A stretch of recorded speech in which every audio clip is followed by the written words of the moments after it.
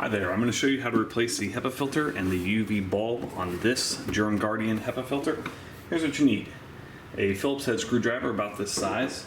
You need your replacement HEPA filter, and then you also need your new UV bulb. And there's links below in the description where you can pick all those up from Amazon. Okay, so first, here's the increments of, first thing you want to do is make sure you have it unplugged.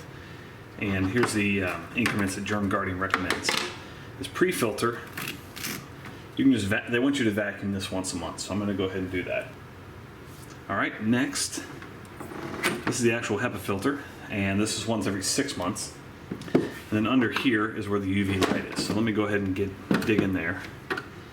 There's the Phillips head screw right here. Go ahead and undo that. And then this piece slides out like this. Alright, so I'm going to go ahead and take this UV bulb out. I've got some gloves. You don't need to worry about gloves for removing it, but as far as putting on the next new bulb, I'd wear gloves, keep the oils off the new bulb. So basically on this, there's a clip right here. Just push that down and pull that out. Okay, so here's the new bulb.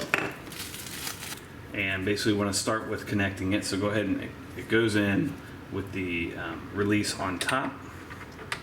And then what I like to do is put this end in first, and then that in.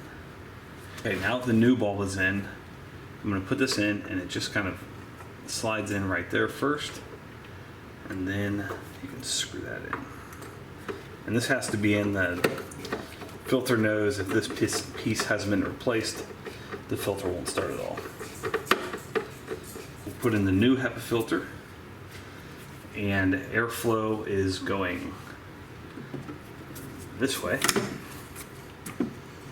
Replace your new pre-filter, or the one that you vacuumed off. Put this piece back in, and then you can change this to whatever month. You can put it 6 months for the HEPA or a year for the UV, whatever you want. Hope that was a helpful demonstration, make your task a little bit easier. If so, make sure you hit that thumbs up button. Take care, and we'll see you next time.